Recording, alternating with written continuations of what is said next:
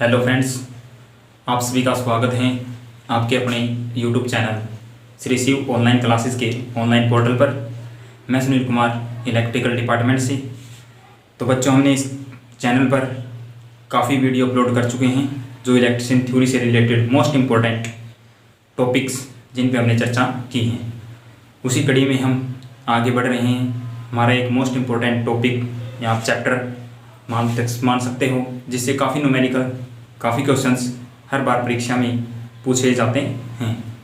तो आज का हमारा टॉपिक होगा ट्रांसफार्मर। तो बच्चों, ट्रांसफार्मर से रिलेटेड बहुत से क्वेश्चन आपने हर एग्ज़ाम में, हर पैक परीक्षा में देखे होंगे। आईटीआई लेवल में भी काफ़ी क्वेश्चन ट्रांसफार्मर से पूछे जाते हैं। और ट्रांसफार्मर हमारा एक दैनिक जीवन में उपयोग होने वाला उपकरण होता है, जिसे आप अपनी गली मोहल्ले या घर के बाहर जाते टाइम आते टाइम देखते रहते हो। तो आज हम जानेंगे उसका वर्किंग, उसका कार्य सिद्धांत, किस प्रकार वह उपकरण है, किस प्रकार कार्य करता है और किस प्रकार सप्लाई को हमारे को उसकी ज़रूरत पड़ी। तो आज हम कौन सा टॉपिक पढ़ रहे हैं? ट्रांसफार्मर। ठीक है जी, हमारा टॉपिक का नाम क्या है? ट्रांसफार्मर।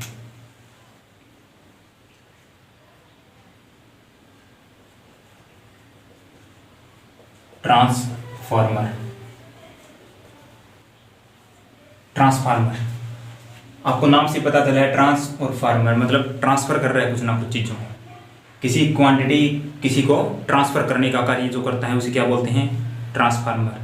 ठीक है, सबसे पहले मैं इसका हिंदी में नाम बता देता हूँ आपको। प्रेरणा हिंदी में इसे क्या बोलते हो? प्रेरणा। ठीक है, हिंदी में इसे क्या बोलते हो आप? प्रेरणा। ट्रांसफार्मर का हिंदी में नाम क्या है? प्रेरणा मित्र। तो बच्चों, ट्रांसफार्मर की डेफिनेशन या परिभाषा क्या होती है?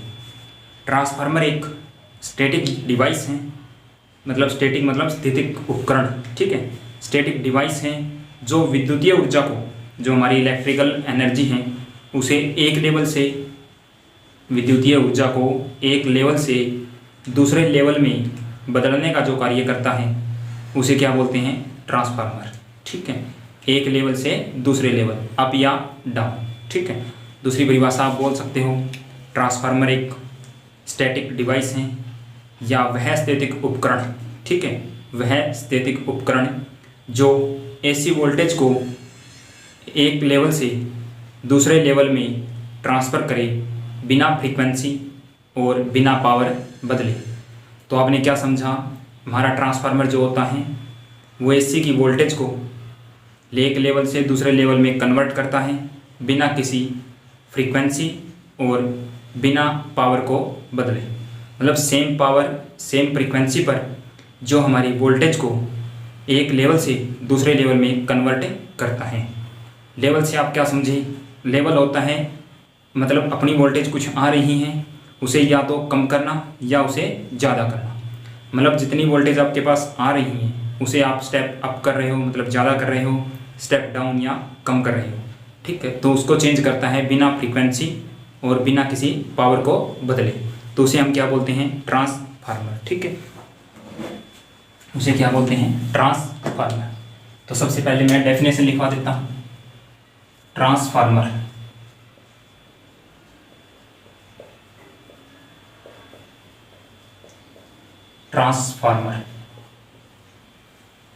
वह स्थितिक उपकरण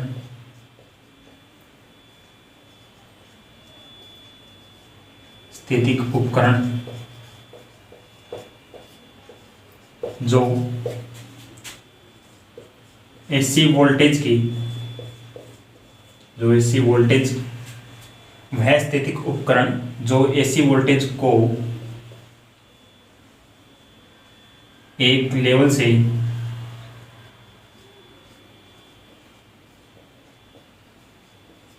दूसरे लेवल में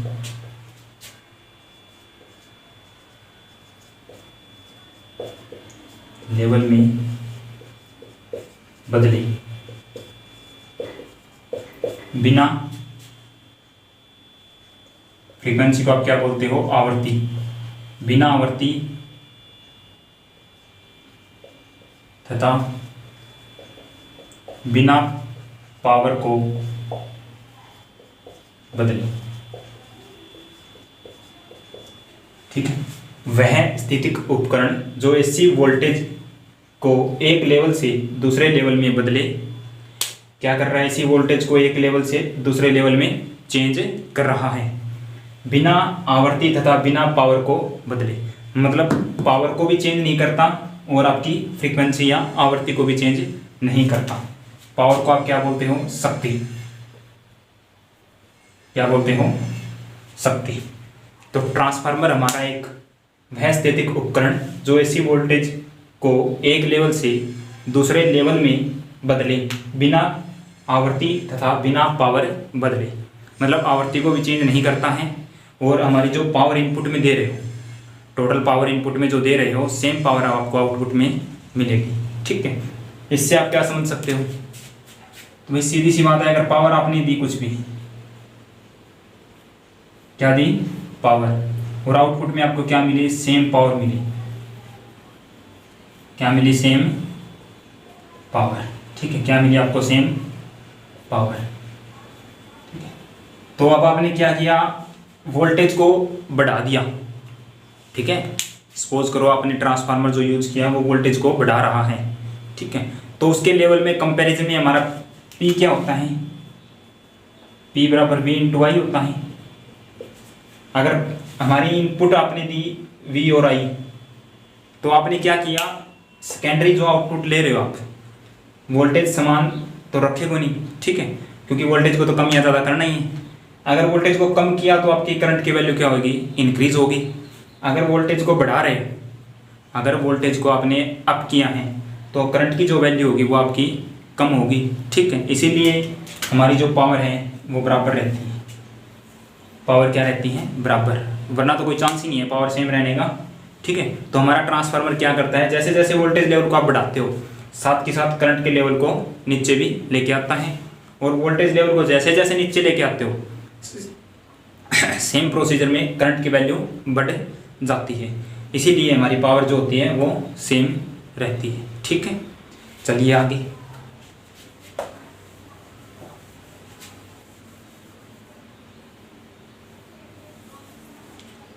तो आपने क्या समझा, है स्टैटिक उपकरण। स्टैटिक उपकरण का मतलब है स्टैटिक डिवाइस। क्या है, स्टैटिक डिवाइस। अब स्टैटिक डिवाइस क्यों बोला जिसको, वह स्टैटिक डिवाइस। स्टैटिक डिवाइस क्यों बोला, क्योंकि इसके अंदर कोई भी घूमने वाला पार्ट्स, घूमने वाला भाग, रोटेटिंग पार्ट्स जो हैं, कोई भी इसके अंदर रोटेटिंग पार्ट्स जो हमारा होता है वो नहीं होता। ठीक है, रोटेटिंग पार्ट का मतलब आप जानते हो, मतलब किसी भी मशीन या उपकरण में आपके जो घूमने वाले पार्ट्स होते हैं, घूमने वाला जो भाग होता है उसे आप बोलते हो रोटेटिंग पार्ट्स। तो हमारा ट्रांसफार्मर एक स्टैटिक डिवाइस है जिसके अंदर कोई भी घूमने वाला पार्ट्स आपका नहीं होगा। अब देखो, घूमने वाला पार्ट्स अगर नहीं है, आप यहीं से क्वेश्चन बनाने स्टार्ट करो, आगे तक जैसे जैसे जाओ आपके क्वेश्चन सोल्व आउट होते जाएंगे। घूमने वाला पार्ट्स अगर नहीं है तो आपका जी क्या होगा, घर्षण क्या होगा, कम होगा, घर्षण कम होगा। अब कोई भी अगर पार्ट्स हमारा जो घूम रहा है या मूवेबल है, तो उसको मूवेबल होते टाइम क्या होगा, घर्षण होगा। अगर घर्षण हो रहा है तो हमारे लॉस बढ़ेंगे, क्या होंगे, लॉस बढ़ेंगे। अगर स्टैटिक डिवाइस है, घूमने वाला पार्ट्स नहीं है, ठीक है, तो घर्षण क्या होगा, कम होगा। मतलब इसके अंदर क्या है, लॉस भी कम होंगे। लॉस क्या होंगे, कम होंगे। ठीक है, लॉस क्या होंगे, कम होंगे। लॉस अगर कम है आपकी, लॉस अगर आपके कम है तो आपकी जो है दक्षता, दक्षता या एफिशिएंसी, आप क्या मान रहे हो, एफिशिएंसी, वो क्या होगी, अच्छी होगी। दक्षता या एफिशिएंसी आपकी जो है वो अच्छी होगी। ठीक है, तो सर्वप्रथम वह स्टैटिक उपकरण जो एसी वोल्टेज की एक लेवल को दूसरे लेवल में बिना फ्रीक्वेंसी, बिना पावर बदले चेंज करे, उसे क्या बोलते हैं, ट्रांसफार्मर। ठीक है, क्योंकि इसके अंदर कोई घूमने वाला पार्ट नहीं होता, इसीलिए आप क्या बोला, स्टैटिक उपकरण। तो आपको ट्रांसफार्मर पता चला होगा क्या काम करता है। ठीक है, अब आगे देखिए।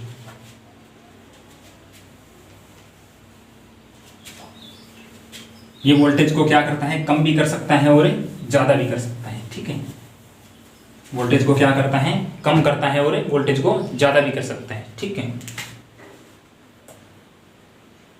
अब क्या किया आपने, वोल्टेज को कम किया।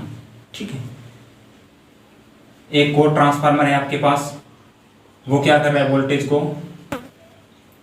ज़्यादा कर रहा है। ठीक है, अब है ना, इसके जो नाम आगे रखे हुए आप जब वर्गीकरण पढ़ोगे तो उसमें ये चीज़ें आपको याद रखनी है। वोल्टेज को अगर कम कर रहा है हमारा जो ट्रांसफार्मर है तो हम उसे क्या बोलते हैं, अगर कोई ट्रांसफार्मर हमारा है वो वोल्टेज को क्या कर रहा है, कम कर रहा है। ठीक है, मतलब आपने कुछ वोल्टेज दी, आपको आउटपुट उससे कम मिली, तो उसे आप बोलते हो स्टेप डाउन।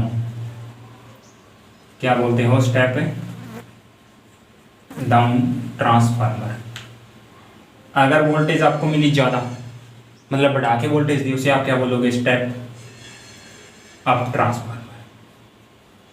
ठीक है, स्टेप डाउन और स्टेप अप ट्रांसफार्मर। जो हमारे ट्रांसफार्मर होते हैं वोल्टेज को कम करने वाले को क्या बोलते हैं, स्टेप डाउन ट्रांसफार्मर। वोल्टेज को अगर ज़्यादा कर रहा है तो आप उसे क्या बोलोगे, स्टेप अप ट्रांसफार्मर। ठीक है, चलिए आगे।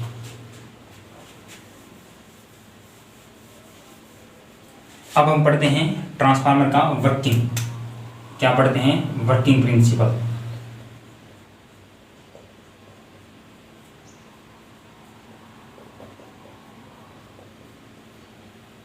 वर्किंग प्रिंसिपल, कार्य सिद्धांत।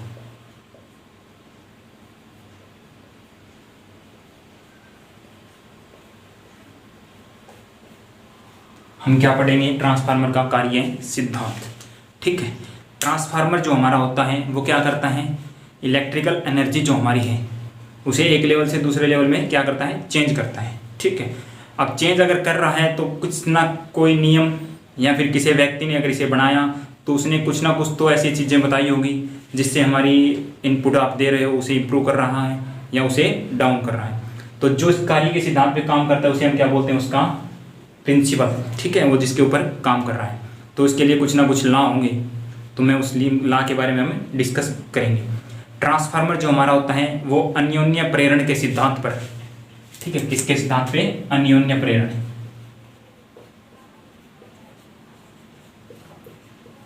अन्योन्य प्रेरण के सिद्धांत पर क्या करता है, कार्य करता है। ठीक है, अन्योन्य प्रेरण होता है आपका म्यूचुअल इंडक्शन। क्या होता है, अन्योन्य प्रेरण हमारा होता है म्यूचुअल इंडक्शन। अब म्यूचुअल इंडक्शन कहाँ से आया, ठीक है, तो ये जो नियम है हमारे अन्योन्य प्रेरण म्यूचुअल इंडक्शन, ये ला दिए थे हमारे फैराडे नामक वैज्ञानिक ने। तो फैराडे नामक वैज्ञानिक था, उन्होंने क्या बताया था, ठीक है, हम बताते हैं। फैराडे ने अपने इलेक्ट्रोमैग्नेट के दो नियम दिए थे। कितने नियम दिए थे, दो मैग्नेट के दो नियम दिए थे। ठीक है, एक था सेल्फ इंडक्शन, एक था म्यूचुअल इंडक्शन। ठीक है, फैराडे के इलेक्ट्रोमैग्नेट के म्यूचुअल इंडक्शन के सिद्धांत पे कार्य करता है। ठीक है, क्योंकि फैराडे ने अगर दिया तो फैराडे का नाम तो आना ही था। कौन सा नियम है, म्यूचुअल इंडक्शन। ठीक है, तो फैराडे के इलेक्ट्रोमैग्नेट के म्यूचुअल इंडक्शन। म्यूचुअल इंडक्शन हमारा क्या होता है, जब आप किसी क्वाइल या फिर किसी व्यक्ति किसी दूसरे के पास आप बैठते हो तो उसके गुण या उसकी संगति, ठीक है ना, उसके गुण आपके अंदर आना। ठीक है, मतलब किसी वस्तु है और आपने कोई दूसरी वस्तु उसके पास रख दी, जैसे ये मार्कर है, ये मार्कर इसके पास रखा, कुछ टाइम बाद क्या हुआ, इसके अंदर जो गुण थे, अच्छे थे बुरे थे कुछ भी थे, उनकी कॉपी इसके अंदर हो रही है। ठीक है, तो जो ये आपका हो रहा है इंडक्शन, ये कैसा इंडक्शन है, म्यूचुअल इंडक्शन। तो ऐसे ही नियम किन्होंने दिए थे, फैराडे नामक वैज्ञानिक ने दिए थे, हम उसके ऊपर डिस्कस करते हैं। कार्य सिद्धांत क्या है, ट्रांसफार्मर, टीएफ जहां लिखा है वो क्या होता है, ट्रांसफार्मर। ट्रांसफार्मर फैराडे के इलेक्ट्रोमैग्नेट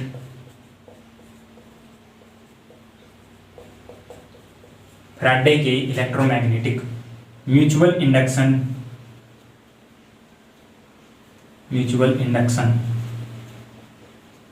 आप हिंदी में लिखना चाहो तो लिख सकते हो, अन्योन्य प्रेरण, अन्योन्य प्रेरण। ट्रांसफार्मर फैराडे के इलेक्ट्रोमैग्नेटिक अन्योन्य प्रेरण के सिद्धांत पर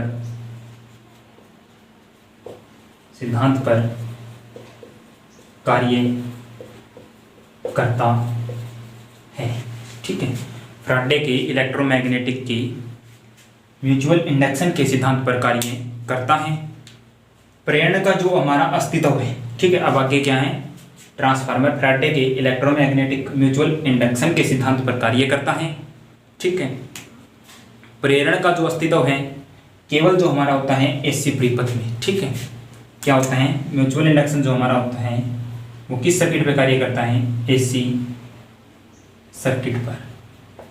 जो आपका म्यूचुअल इंडक्शन जो होगा वो नाम मात्र एसी सर्किट पर ही अप्लाई होगा। अतः आप समझ चुके होंगे जो हमारा ट्रांसफार्मर है वो केवल और केवल एसी पर ही कार्य करेगा, डीसी पर नहीं। ठीक है, हमारा जो ट्रांसफार्मर है वो एसी पर ही कार्य करता है, डीसी पर नहीं।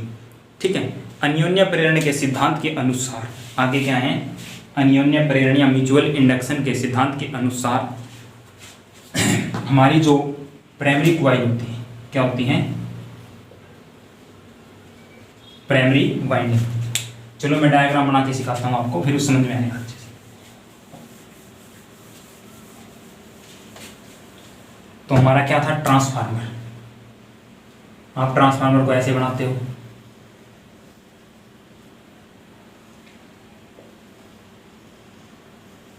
ये हमारा क्या है, ट्रांसफार्मर।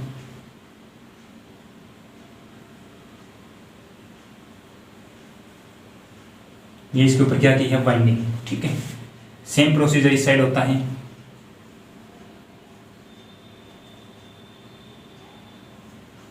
ठीक है, यहां पे आप क्या दे रहे हो, इनपुट, क्या होगी आपकी एसी। यहां पे आपका क्या है, आउटपुट एसी। ठीक है, अब ये हमारा क्या है, ये ट्रांसफार्मर। जो हमारा ट्रांसफार्मर है किसके सिद्धांत पे कार्य करता है, सबसे पहले तो आपको पता होना चाहिए अन्योन्य प्रेरण। किसके सिद्धांत पे कार्य करता है, अन्योन्य प्रेरण। आपको पता होना चाहिए अन्योन्य प्रेरण किस वैज्ञानिक ने दिया था, तो फैराडे ने दिया था। किसके सिद्धांत, इलेक्ट्रोमैग्नेट के सिद्धांत। ठीक है, उन्होंने बताया था कि जब आप प्राइमरी में, जब आप कॉइल में सप्लाई देते हो, ठीक है, सप्लाई देने से क्या होगा, जो हमारी कॉइल है, सप्लाई दे रहे हो तो हमारी कॉइल के अंदर एक करंट फ्लो करेगा।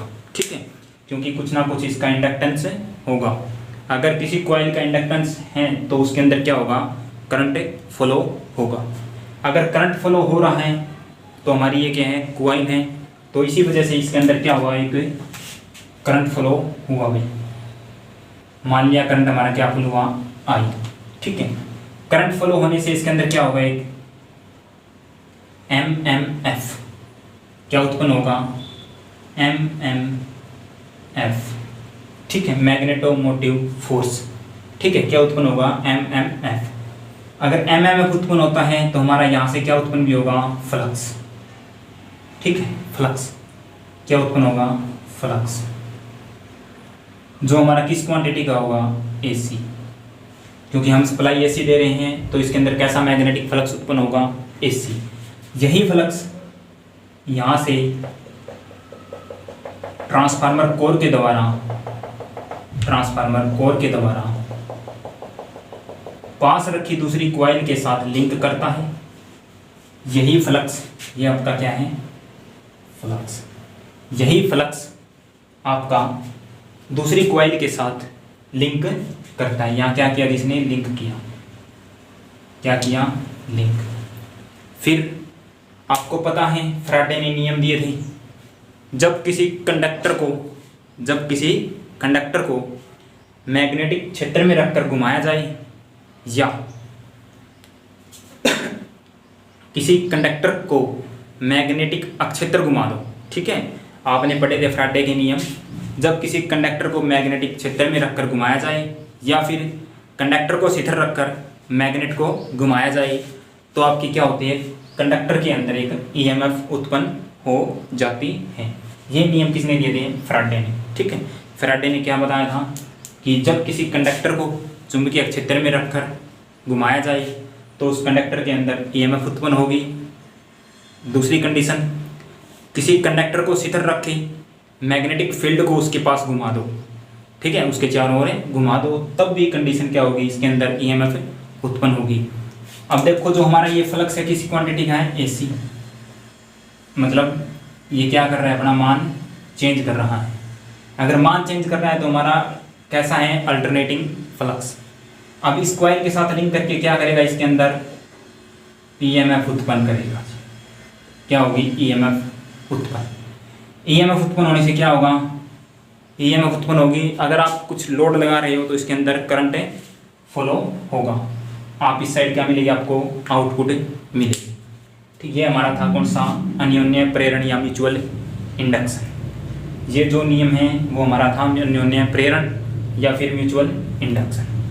अब देखो ट्रांसफार्मर में बताते हैं, जो आपने ये बनाई है इसे क्या बोलते हो, कोर। इसे क्या बोलते हो, कोर। ये आपकी क्या है, वाइंडिंग। ये क्या है, वाइंडिंग। ये क्या है, वाइंडिंग। अब देखो इस साइड वाइंडिंग, इस साइड वाइंडिंग, ठीक है, तो इसको वाइंडिंग को अलग भी करना होता है। तो जिस साइड आपने सप्लाई दे रहे हो, मतलब इनपुट दे रहे हो, तो उसे आप बोलते हो प्राइमरी वाइंडिंग। ठीक है, जिस साइड इनपुट दे रहे हो उसे क्या बोलते हो, प्राइमरी वाइंडिंग। ठीक है, जिस साइड इनपुट दे रहे हो उसे क्या बोलते हो, प्राइमरी वाइंडिंग। जिस साइड आपको आउटपुट मिल रही है उसे क्या बोलते हो, सेकेंडरी वाइंडिंग। ठीक है, जिस साइड आपने इनपुट दिया ट्रांसफार्मर को, जहाँ से इनपुट मिल रही है, जिस कॉइल में आप इनपुट दे रहे हो, जिस वाइंडिंग में आप इनपुट दे रहे हो, उसे क्या बोला जाता है, प्राइमरी वाइंडिंग। ठीक है, जिस साइड से आपको आउटपुट मिलेगी, जिस साइड से आपको आउटपुट मिलती है उसे आप क्या बोलते हो, सेकेंडरी वाइंडिंग। ठीक है, द्वितीयक कुंडली। ठीक है, इसे आप क्या बोलते हो, द्वितीयक कुंडली। हिंदी में क्या बोलते हैं, द्वितीय कुंडली। ठीक है, ये होती है आपकी प्रथम कुंडली। क्या होती है, प्रथम कुंडली या कुंडलन। ठीक है, वाइंडिंग को हिंदी में क्या बोलते हैं, कुंडलन। जिस साइड आपने इनपुट दिया उसे प्राइमरी वाइंडिंग, जिस साइड आपको आउटपुट मिला उसे सेकेंडरी वाइंडिंग। वाइंडिंग पता चलेगी, साथ के साथ आपको पता होना चाहिए वाइंडिंग किस तार की बनाई जाती है।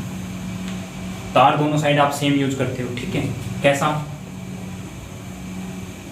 सुपर इनेमल्ड कॉपर वायर या तार।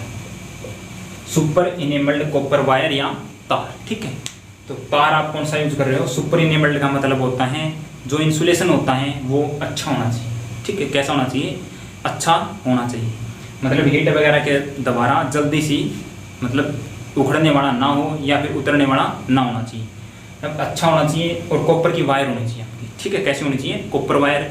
जो आप वाइंडिंग करते हो या फिर आपका जो मैग्नेट है अच्छा बनेगा, आउटपुट आपको अच्छी मिलेगी। ठीक है, सुपर इनेबल्ड कॉपर वायर की क्या की जाती है, इसके अंदर वाइंडिंग की जाती है। ये आप क्या यूज कर रहे हो, कोर। ठीक है, कोर। कोर किसके द्वारा बनाई जाती है आपकी, कोर किस मटेरियल की बनाई जाती है, सिलिकॉन, स्टील। कोर किस चीज़ की बनी होती है, सिलिकॉन स्टील की। जो आपकी कोर है वो किस चीज़ की बनी होती है, सिलिकॉन स्टील की पत्तियों की। किस चीज़ की बनी होती है, सिलिकॉन स्टील की पत्तियों। ठीक है, बारीक बारीक पत्तियाँ आप यूज करते हो, उनको आप पर्थड़ी रखते हो, रखने के बाद उनको पंच करते हो, उसके बाद इसके ऊपर बाइंडिंग की जाती है। ठीक है, डिटेल से हम चर्चा करेंगे इसके पार्ट्स में। जिस भाग पे ये बाइंडिंग की जाती है, जिस भाग पे ये बाइंडिंग की जाती है उस भाग को आप बोलते हो लिंब। क्या बोलते हो, लिंब। जिस भाग पर, कोर के जिस भाग पर वाइंडिंग की जाती है, ठीक है, मतलब आपकी ट्रांसफार्मर की कोर तैयार होगी। कोर तैयार होने के बाद आपने क्या किया, यहाँ वाइंडिंग की और यहाँ की। हर जगह तो वाइंडिंग नहीं करते, यहाँ नहीं की, यहाँ भी नहीं। तो जिस भाग पे आपने वाइंडिंग की है उस भाग को आप क्या बोलते हो, लिंब। ठीक है, मतलब कोर के जिस भाग पर वाइंडिंग की जाती है उसे हम लिंब बोलते हैं। ठीक है, क्या बोलते हैं, लिंब। तो आपको पता चला ट्रांसफार्मर स्टैटिक डिवाइस जो एसी को एक लेवल से दूसरे लेवल में बदलने का काम करता है, बिना फ्रीक्वेंसी, बिना पावर बदले। जिस पर आप सप्लाई दे रहे हो ट्रांसफार्मर की प्राइमरी वाइंडिंग, जिससे आप आउटपुट ले रहे हो ट्रांसफार्मर की सेकेंडरी वाइंडिंग। जिस भाग पे, कोर के जिस भाग पर वाइंडिंग की जाती है उसे बोलते हैं लिंब। ठीक है, उसे क्या बोलते हैं, लिंब। अन्योन्य प्रेरण ट्रांसफार्मर का म्यूचुअल इंडक्शन के सिद्धांत पर कार्य करता है। हमारा ट्रांसफार्मर है अन्योन्य प्रेरण या म्यूचुअल इंडक्शन के सिद्धांत पर कार्य करता है। किस वैज्ञानिक ने दिए थे ये, फैराडे। फैराडे किसने दिए थे, फैराडे हैं। ठीक है, कोर हमारी होती है सिलिकॉन स्टील की पत्तियों की बनाई जाती है। जो हमारी कोर होती हैं वो किस चीज़ की बनाई जाती हैं, सिलिकॉन स्टील की पत्तियों के द्वारा कोर को बनाया जाता है। ठीक है, आगे देखो, साथ के साथ लिख लो, इतना आगे बताता हूँ इसी में।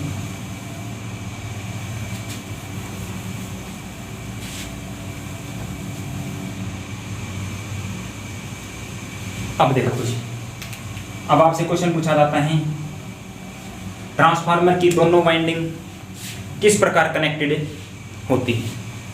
ठीक है, ट्रांसफार्मर की जो हमारी फर्स्ट वाइंडिंग, प्राइमरी वाइंडिंग आप जिसे बोलते हो, सेकेंडरी वाइंडिंग आप जिसे बोलते हो, ठीक है, तो ये किस प्रकार कनेक्टेड होती है, क्वेश्चन पूछा जाता है। मोस्ट इंपॉर्टेंट क्वेश्चन, ट्रांसफार्मर की प्राइमरी व सेकेंडरी वाइंडिंग किस प्रकार कनेक्टेड होती है, किस प्रकार जुड़ी होती है। तो आप देख रहे हो यह है, यहाँ लिख लो, ट्रांसफार्मर की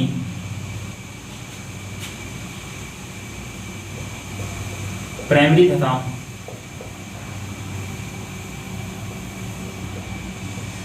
सेकेंडरी वाइंडिंग,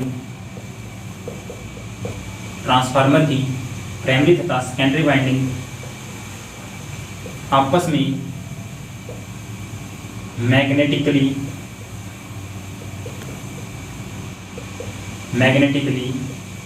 जुड़ी होती हैं। ट्रांसफार्मर की प्राइमरी तथा सेकेंडरी वाइंडिंग आपस में मैग्नेटिकली जुड़ी होती है, मतलब मैग्नेट के द्वारा जुड़ी होती हैं। ठीक है, इलेक्ट्रिकली नहीं, इलेक्ट्रिकली नहीं। ठीक है, मोस्ट इंपॉर्टेंट क्वेश्चन, ट्रांसफार्मर की प्राइमरी तथा सेकेंडरी वाइंडिंग आपस में इलेक्ट्रिकली जुड़ी नहीं होती, जबकि यह मैग्नेटिकली जुड़ी होती हैं। इलेक्ट्रिकली जुड़ी नहीं होती तो इसके अंदर क्वेश्चन एक और बनता है अच्छा सा, तो इन दोनों के बीच क्या होगा, ट्रांसफार्मर की दोनों वाइंडिंग के मध्य, ट्रांसफार्मर की दोनों वाइंडिंग के मध्य इलेक्ट्रिकली प्रतिरोध या रेजिस्टेंस,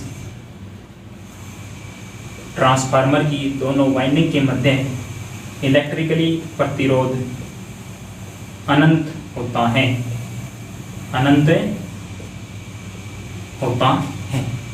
ट्रांसफार्मर की जो वाइंडिंग है वो आपस में मैग्नेटिकली जुड़ी होती हैं, इलेक्ट्रिकली नहीं। अगर इलेक्ट्रिकली जुड़ी नहीं है तो उन दोनों के मध्य जो आपका प्रतिरोध या रेजिस्टेंस होगा वो कितना होता है, अनंत होता है। कितना होता है, इलेक्ट्रिकली प्रतिरोध कितना होगा, अनंत होता है। देखो ये वाइंडिंग इलेक्ट्रिकली कब जुड़ी होती है, जब यहाँ से कनेक्शन यहाँ किसी वायर के द्वारा जुड़ा होता, कहीं वायर यूज नहीं है तो ट्रांसफार्मर की जो कॉइल हैं दोनों वो मैग्नेटिकली जुड़ी होती हैं, इलेक्ट्रिकली नहीं। इलेक्ट्रिकली अगर नहीं है तो दोनों वाइंडिंग के मध्य प्रतिरोध कितना होगा, अनंत प्रतिरोध होगा। ठीक है, मोस्ट इंपॉर्टेंट क्वेश्चन है। ठीक है, कितना होता है, अनंत प्रतिरोध होता है। चलिए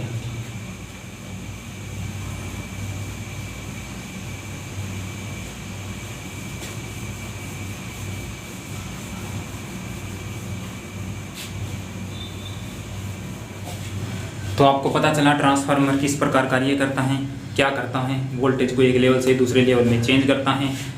ठीक है, साथ के साथ रिवीजन अगर करते रहोगे तो आपके लिए बहुत बेटर है। Revision is the most important, ठीक है, आपकी तैयारी को बेटर बनानी। ठीक है, रिवीजन है। अब है ट्रांसफार्मर की संरचना, कंस्ट्रक्शन ऑफ ट्रांसफार्मर। ठीक है, क्या है ट्रांसफार्मर की संरचना।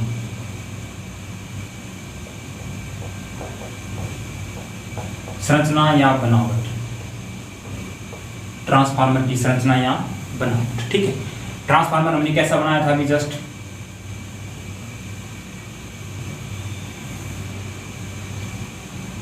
ये आपका था ट्रांसफार्मर। ठीक है,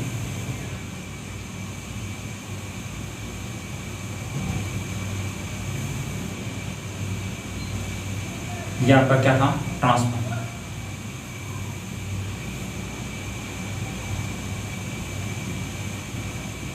ये आपका था जी ट्रांसफार्मर। ठीक है, अब इसके अंदर कौन कौन से पार्ट्स हैं जो मोस्ट इंपॉर्टेंट होते हैं।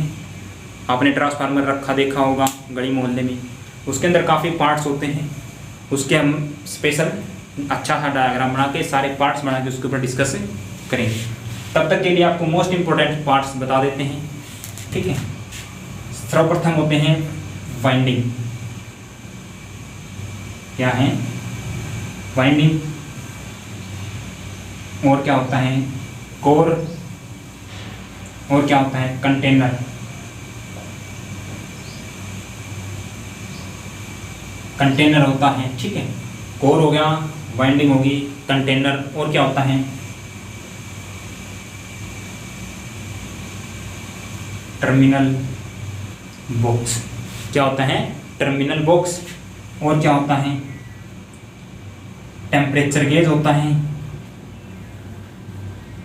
ठीक है, इस प्रकार काफ़ी सारे इसके अंदर पार्ट्स होते हैं।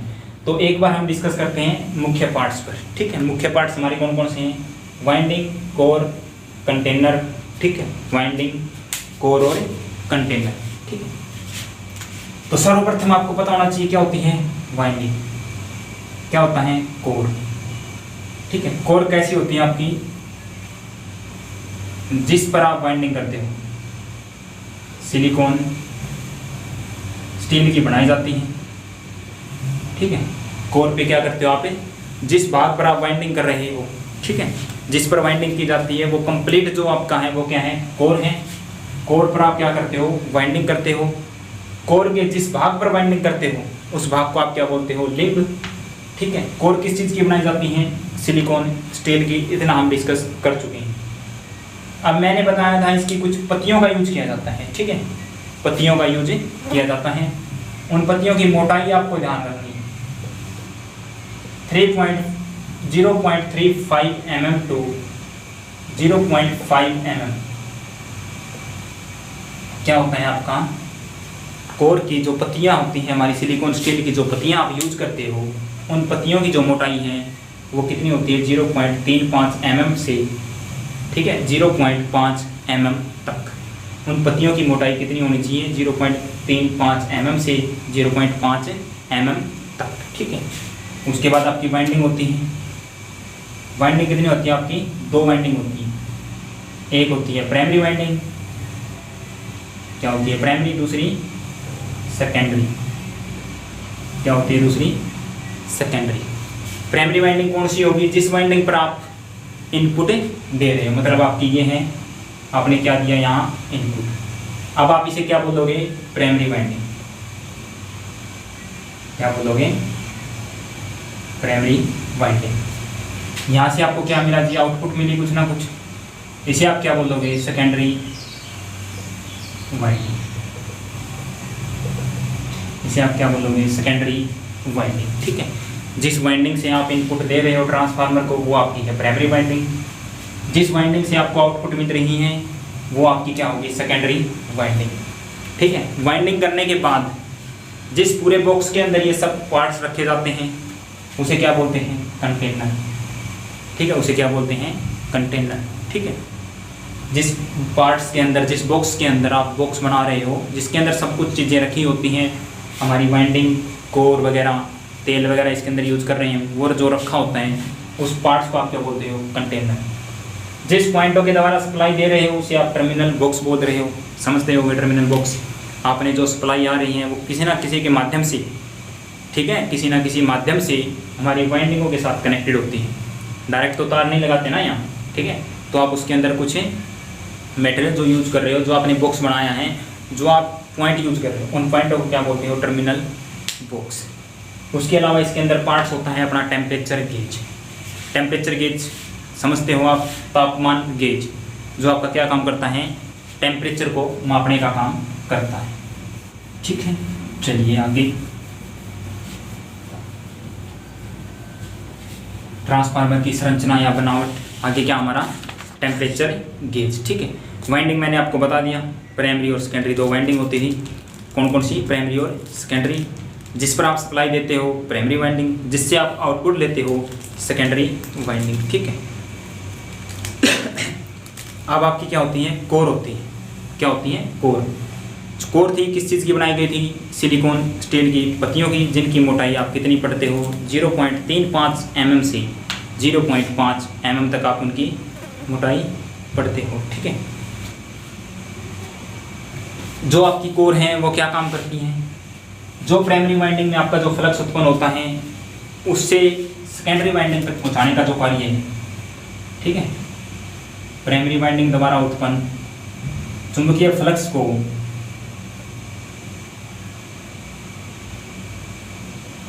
प्राइमरी वाइंडिंग द्वारा उत्पन्न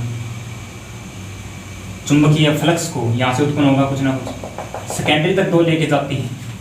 सेकेंडरी तक जो लेके जाने का कार्य कौन करती है, आपका कोर करती है। कौन करती है, कोर उस कार्य को पूरा करती है, ठीक है। मतलब प्राइमरी में आपने कुछ इनपुट दिया, कुछ करंट फॉलो हुआ, करंट फॉलो होने से एमएमएफ उत्पन्न होगा। एमएमएफ और करंट अगर आपका है तो कुछ ना कुछ इसके अंदर फ्लक्स बनेगा।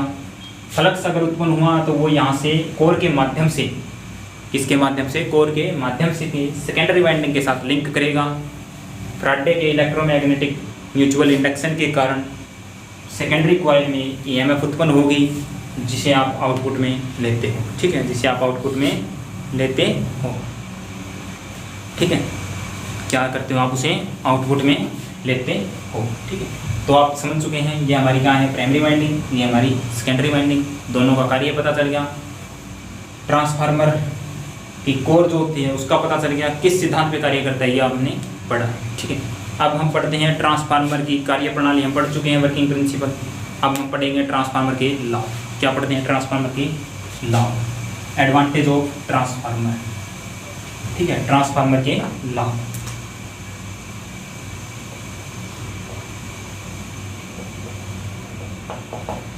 अब लाभ देखो जी, सीधी सी बात है, आपके कितने हैं, काफ़ी लाभ होंगे। अगर आपने कुछ चीज़ बना रखी है, आप इतना यूज कर रहे हो तो उसके कुछ ना कुछ तो एडवांटेज होंगे, इसीलिए आप इतना यूज कर रहे हो, ठीक है। ट्रांसफार्मर में कोई भी घूमने वाला पार्ट्स नहीं होता, ठीक है। फर्स्ट हमारा क्या है, रोटेटिंग पार्ट्स हमारा नहीं है। पहला लाभ हमारा क्या है जी, घूमने वाला भाग ना होने के कारण, घूमने वाला भाग ना होने के कारण दक्षता अच्छी होती है, दक्षता अच्छी होती है। मोस्ट इंपॉर्टेंट, घूमने वाला भाग ना होने के कारण दक्षता अच्छी होगी। दक्षता अच्छी है तो आपका क्या होगा, जो हानियां हैं, हानियां कम होती हैं, हानियां कम होती हैं, साथ के साथ घूमने वाला पार्ट्स नहीं। तो देखभाल की जो आवश्यकता है, देखभाल की आवश्यकता, देखभाल की आवश्यकता कम, देखभाल की आवश्यकता कम होती है, ठीक है। घूमने वाला भाग ना होने के कारण दक्षता अच्छी होती है। घूमने वाला पार्ट्स अगर नहीं है तो आपकी जो एफिशिएंसी होगी ट्रांसफार्मर की वो बहुत अच्छी होगी। अगर दक्षता आपकी अच्छी हो रही है या फिर घूमने वाला पार्ट्स नहीं है तो आपके जो लॉस है ना वो क्या हो रहे हैं, कम है। सीधी सी बात है, अगर लॉस कम है तो दक्षता अच्छी, दक्षता अच्छी है तो क्या है, फिर लॉस है कम है, ठीक है। तो आपके लॉस क्या हो रहे हैं, कम हो रहे हैं। लॉस अगर कम है, साथ के साथ घूमने वाला पार्ट्स अगर नहीं है, घूमने वाला पार्ट अगर नहीं होता किसी में और लॉस उसके कम है, तो आपको क्या है, उस मोटर के या फिर उस उपकरण की या फिर उस मशीन की देखभाल की आवश्यकता भी आपको कम पड़ती है। ठीक है, देखभाल की आवश्यकता भी आपको कम पड़ती है। ठीक है, क्या पड़ती है? कम। देखभाल अनुरक्षण जैसे आप समझते हो, ठीक है, या फिर आप मरम्मत का कार्य है वो भी आपका क्या होगा? कम होगा। अगर लॉस वगैरह नहीं है तो आपकी मरम्मत वगैरह का कार्य भी क्या होगा? कम होगा। स्थैतिक प्रकार का उपकरण होने के कारण ट्रांसफार्मर दक्षता आपकी कितनी लगभग मानी जाती है? 90% से अब दक्षता जो आपकी कितनी होती है? 90% से ज़्यादा, 95%, 98% तक इसकी एफिशिएंसी क्या मानी जाती है? एफिशिएंसी दक्षता मानी जाती है। कितनी मान सकते हो? 90 से 95, 95 से 98 तक इसकी एफिशिएंसी होती है, जो आपके लिए मोस्ट इम्पोर्टेंट है। एफिशिएंसी कितनी होती है? मोस्ट 100 के आसपास। ठीक है, कितनी हो रही है? 100 के आसपास। ठीक है, यह अति उच्च वोल्टेज। दूसरा काम आप फिर एडवांटेज पढ़ रहे हो, यह एसी वोल्टेज को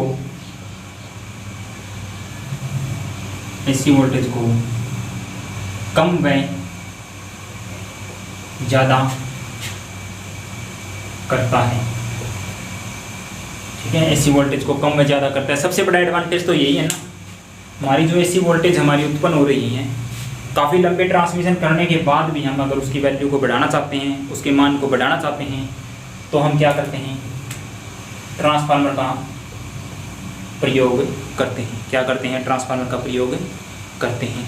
अब आपने देखा होगा जनरेटिंग स्टेशन, जहाँ से हमारी बिजली hydro power plant, thermal power plant या न्यूक्लियर पावर प्लांट में जहाँ भी हमारी जो एनर्जी है, ऐसी इलेक्ट्रिकल एनर्जी या आपकी बिजली का उत्पादन जहाँ हो रहा है, वहाँ से आप तारों के द्वारा काफ़ी लंबी दूरी तक उसे ट्रांसमिट कर सकते हो।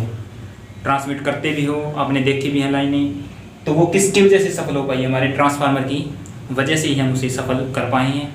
मोस्ट इम्पोर्टेंट भाग है बहुत, इसके बगैर आप ट्रांसमिशन करना असंभव है। ठीक है, क्या है? असंभव है।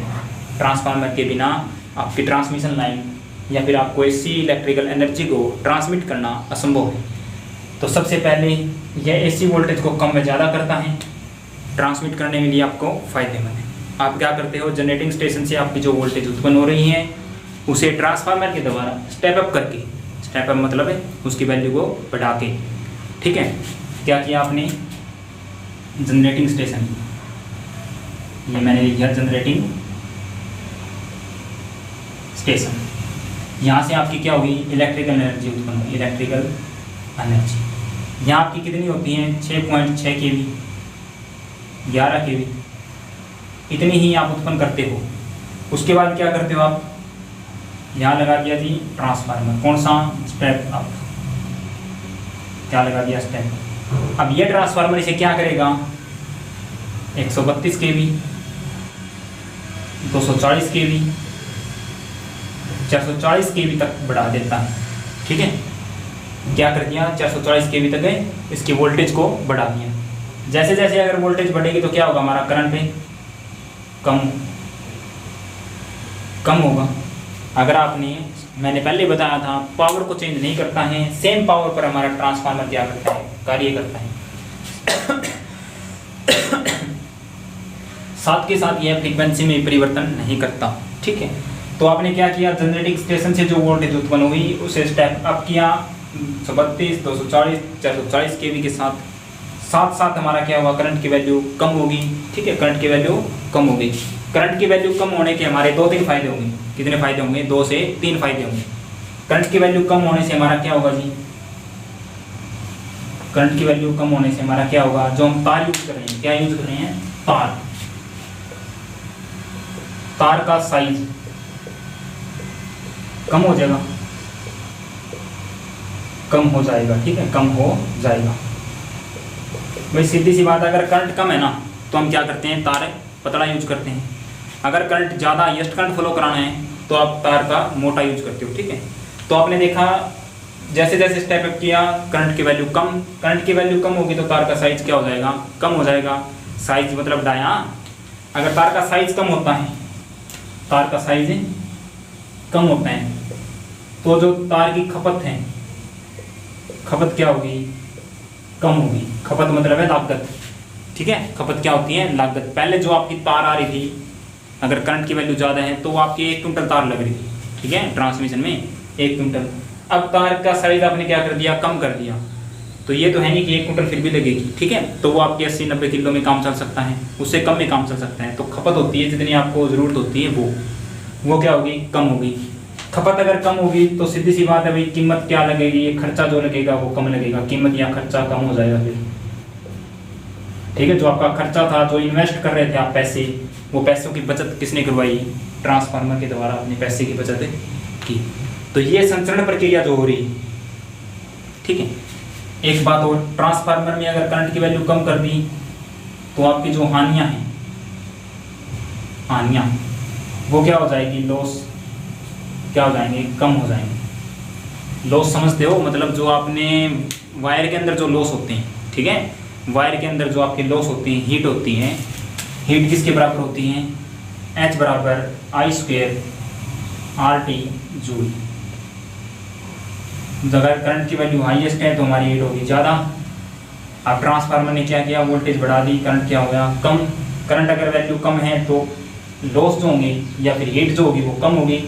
हीट अगर कम होगी तो आप मान सकते हो हमारे जो लॉस हैं या फिर आपकी एफिशिएंसी होगी वो आउटपुट हमें अच्छी मिलेगी, ठीक है। बीच में लॉसेज होंगे वो नाम मात्र होंगे।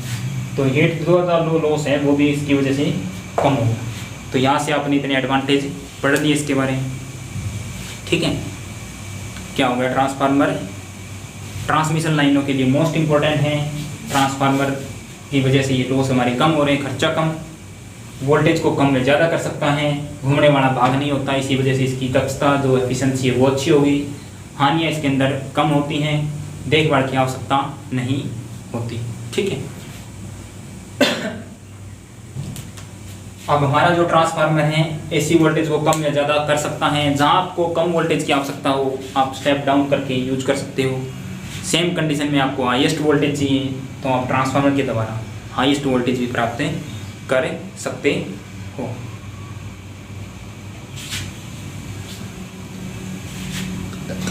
उसके बाद एक ट्रांसफार्मर आता है आपका बूस्टर ट्रांसफार्मर। क्या होता है बूस्टर ट्रांसफार्मर? कौन सा जी? बूस्टर ट्रांसफार्मर आप बोल रहे हो, मतलब आपने कहीं तक अच्छी ट्रांसमिशन की, अच्छी लंबी ट्रांसमिशन करी, कुछ ना कुछ लॉस होने की वजह से आपकी जो है वोल्टेज ड्रॉप होगी।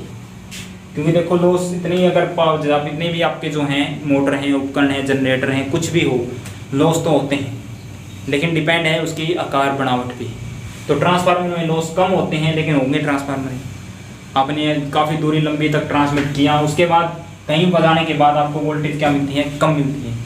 वहाँ दोबारा से आप स्टेप अप ट्रांसफार्मर यूज करके, कौन सा स्टेप अप ट्रांसफार्मर कम यूज करके उसकी वैल्यू को क्या कर सकते हो, फिर से बढ़ा सकते हो। उसे आप बूस्टर भी बोल सकते हो। क्या बोल सकते हो? बूस्टर बोल सकते हो। तो इतने हमारे ट्रांसफार्मर के लाभ थे, ठीक है। क्या थे? इतने ट्रांसफार्मर के लाभ थे, ठीक है। एडवांटेज हमने पढ़ी। घूमने वाला भाग ना होने के कारण दक्षता अच्छी होती है, 90 से 98% तक आप इसकी एफिशिएंसी मानते हो। दक्षता अच्छी है तो हानियाँ हमारी क्या होगी, कम होगी, या फिर घूमने वाला पार्ट्स ना होने के कारण हानियाँ कम होती है, सीधी सी बात है। हानियाँ अगर कम है, दक्षता अच्छी है, तो देखभाल की आवश्यकता क्या होगी, कम होगी। एसी वोल्टेज को कम में ज़्यादा करता है, बहुत अच्छा है भाई। कम में ज़्यादा कर रहा है तो आप क्या देखते हो, जनरेटिंग स्टेशन में आपकी पावर जो उत्पन्न करते हो, एनर्जी उत्पन्न करते हो, वो कम होती है। ट्रांसमिट करने के लिए आप उसकी वैल्यू को बढ़ा देते हो। जैसे जैसे वोल्टेज की वैल्यू बढ़ा रहे हो, करंट की वैल्यू कम होगी। करंट की वैल्यू कम होने पे आपका जो तार यूज कर रहे हो उसका साइज क्या हो जाएगा, कम हो जाएगा, ठीक है। उसके बाद जो तार का मटेरियल है, कॉपर है या फिर एल्यूमिनियम है, उस तार की जो खपत होगी वो कम होगी। खपत कम होने के साथ साथ आपका जो खर्चा है या जो आपकी कीमत लग रही है वो क्या लगेगी, कम लगेगी, ठीक है। साथ ही करंट की वैल्यू कम होने से जो हीट का लॉस है वो आपका क्या होगा, कम होगा, ठीक है। वो आपका क्या होगा, कम होगा। चलो भाई पानी पी लेता हूँ एक बार। तो बच्चों अब हम पढ़ते हैं ट्रांसफार्मर की हानि, ठीक है। देखो कुछ ना कुछ एडवांटेज है तो उस चीज़ का हमें एक दो हानि भी होगी, उसे भी डिस्कस करते हैं। ट्रांसफार्मर की हानि। ट्रांसफार्मर की एक सबसे बड़ी हानि मैं बता देता हूँ क्या है, जो मैंने फर्स्ट टाइम जब आपको डेफिनेशन बताई थी उसी टाइम बताया था। ठीक है, जो हमारा ट्रांसफार्मर है वो केवल और केवल एसी के सिद्धांत पर कार्य करता है, मतलब एसी सप्लाई पर ही कार्य करता है। तो सबसे बड़ी जो इसकी क्या है हानि क्या है, यह है डीसी सप्लाई पर कार्य नहीं करता। सबसे बड़ी हानि क्या है, यह है डीसी सप्लाई पर कार्य नहीं करता।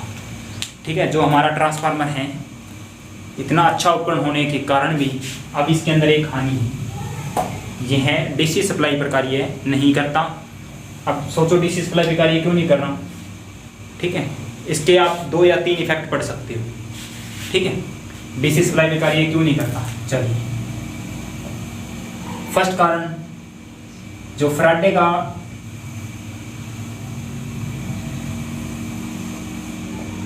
का इलेक्ट्रोमैग्नेटिक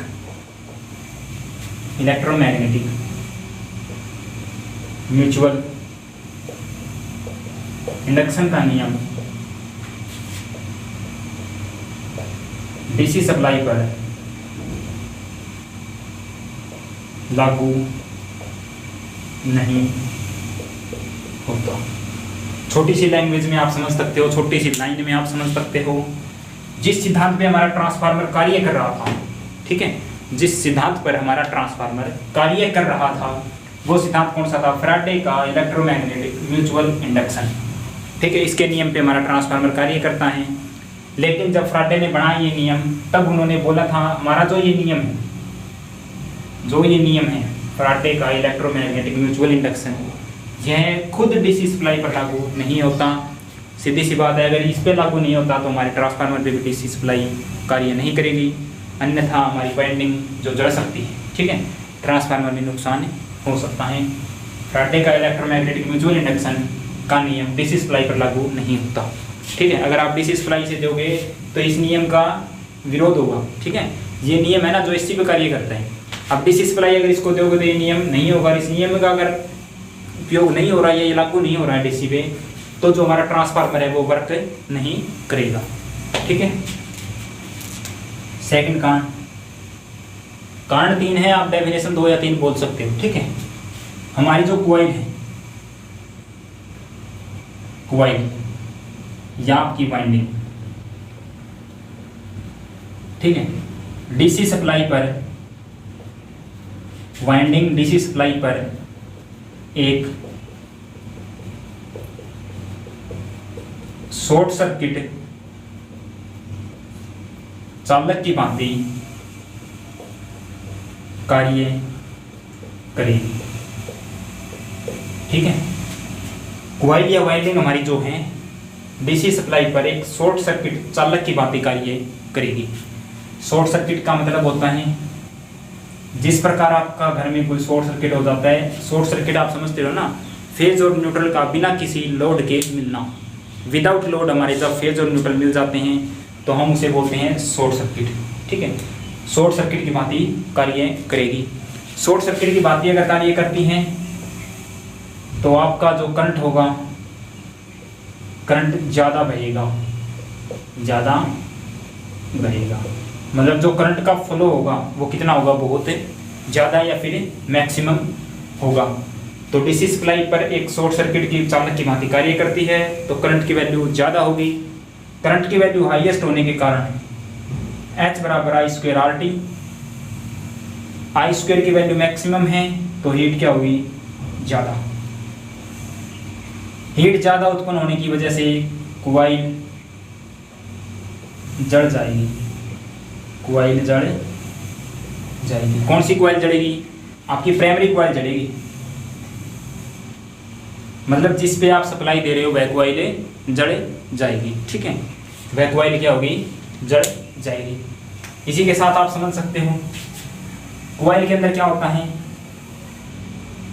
एसी सप्लाई में हम पढ़ते हैं XL बराबर 2πfL। ठीक है, डीसी सप्लाई पे एक शॉर्ट सर्किट की भांति क्यों कार्य करती है, एग्जांपल के साथ देखो। एक्सएल होता है हमारा inductive reactance. Inductive reactance, inductive reactance हमारा होता है जो एसी में करंट के रास्ते में रुकावट पैदा करना या रुकावट पैदा करता है। अब जो कॉइल हम बना रहे हैं, ठीक है, उस कॉइल के अंदर जो एसी का विरोध कर रहा है, एसी करंट का जो विरोध कर रहा है, उस गुण को हम क्या बोलते हैं? XL, inductive reactance. ठीक है, इंडक्टिव रिएक्टेंस किसके बराबर होता है? 2πfL या फिर omega L. Omega L, omega की वैल्यू 2πfL होता है। एल हमारा क्या होता है? इंडक्टर। ठीक है, एल का हमारा क्या होता है? इंडक्टर। जिसके आप कॉइल बनाते हैं उसे क्या बोलते हैं? इंडक्टर। अब एक्सएल 2πfL, एफ क्या है जी? आवृत्ति। अब आप समझ रहे हो जो हमारा एक्सएल है वो आवृत्ति के क्या है? समानुपाती। जितनी आवृत्ति ज़्यादा एक्सएल उतना ही ज़्यादा। आपको पता है डीसी में फ्रीक्वेंसी क्या होती है? 0। तो एक्सएल बराबर 2π0L। अगर 0 से किसी संख्या को गुणा करते हो तो एक्सएल बराबर 0 होगा। एक्सएल बराबर 0। अगर किसी सर्किट में आप सप्लाई देते हो और प्रतिरोध क्या है? 0 है, तो करंट क्या होगा? अनंत फ्लो करेगा। करंट क्या होगा? अनंत फ्लो करेगा, जिसकी वजह से आपका जो कॉइल है या फिर आपकी जो हीट उत्पन्न होगी, हीट की वजह से कॉइल क्या हो जाएगी? जड़ जाएगी। ये 2-3 डेफिनेशन के द्वारा आप प्रूव कर सकते हो कि हमारा जो ट्रांसफार्मर है वह डीसी सप्लाई पर कार्य नहीं करता। ठीक है, फ्राडे का इलेक्ट्रोमैग्नेटिक म्यूचुअल इंडक्शन का नियम डीसी सप्लाई पे लागू नहीं होता। जो फ्राडे का इलेक्ट्रोमैग्नेटिक म्यूचुअल इंडक्शन का जो नियम है वह डीसी सप्लाई कोई पालना नहीं करता है। इस वजह से हमारा जो ट्रांसफार्मर है वह भी डीसी सप्लाई पर कार्य नहीं करेगा। सेकंड, कॉइल जो या वाइंडिंग यूज कर रहे हो वह डीसी सप्लाई पर एक शॉर्ट सर्किट की भांति कार्य करेगी। क्यों? क्योंकि उसके अंदर जो एक्सएल का गुण था वो डायरेक्टली प्रोपोर्शनल था फ्रीक्वेंसी के। फ्रीक्वेंसी डीसी में होती नहीं, तो फ्रीक्वेंसी की वैल्यू 0। अगर फ्रीक्वेंसी की वैल्यू 0 है तो आपका जो एक्सएल का गुण है वो क्या होगा? 0। अगर किसी सर्किट में प्रतिरोध की वैल्यू 0 होती है तो करंट अपना मैक्सिमम फ्लो करेगा। करंट की वैल्यू हाईएस्ट होने के कारण हीट जो होगी वो मैक्सिमम उत्पन्न होगी। हीट की वजह से आपकी जो वाइंडिंग है वो जड़ जाएगी। तो इस प्रकार आज की क्लास में हमने ट्रांसफार्मर की डेफिनेशन, ट्रांसफार्मर के वर्किंग प्रिंसिपल, ट्रांसफार्मर के पार्ट्स, ट्रांसफार्मर के लाभ और किस प्रकार यह डीसी पे कार्य नहीं करता, इस पर चर्चा की है। तो आशा करता हूँ आप सभी को समझ आया होगा। तो बच्चों, क्लास अगर अच्छी लगे क्लास को लाइक, चैनल को सब्सक्राइब कर लें ताकि आने वाली वीडियो के नोटिफिकेशन आपको बहुत जल्द मिल सके। और अगर वीडियो अच्छी लग रही है, कुछ सीखने को आपको मिल रहा है, तो अपने दोस्तों को बताने में हिचकिचाहट ना करें। क्या ना करें? हिचकिचाहट न करें। आप सभी के प्यार से ही हमारा हौसला बढ़ता है और हम इतना बेस्ट कंटेंट जो आपको प्रोवाइड करवा रहे हैं फ्री ऑफ कॉस्ट, ठीक है, उसमें आगे भी हम इसी प्रकार प्रोवाइड करवाते रहेंगे और आपकी पढ़ाई सुचारू रूप से चलती रहेगी। तो आज के लिए इतना ही। एक बार फिर से मैं बोल देता हूँ, क्लास अगर अच्छी लगे तो क्लास को शेयर, चैनल को सब्सक्राइब कर लो और वीडियो को लाइक ज़रूर करें। ठीक है, वीडियो को शेयर करना इतना आपके लिए फ़ायदेमंद होगा। अगर आप किसी को अच्छी चीज़ बताते हो तो उसके लिए आप भगवान का रूप हो। ठीक है, तो आप क्या करो, इस वीडियो को अपने दोस्तों के साथ, अपना जो आपका एक इकट्ठा समूह है उस समूह या आपके व्हाट्सएप ग्रुप, फेसबुक पेज पे शेयर करिए ताकि हम सबके साथ हमारा परिवार है उसकी संख्या बढ़ सके। चैनल को सब्सक्राइब करें। Thank you, have a nice day.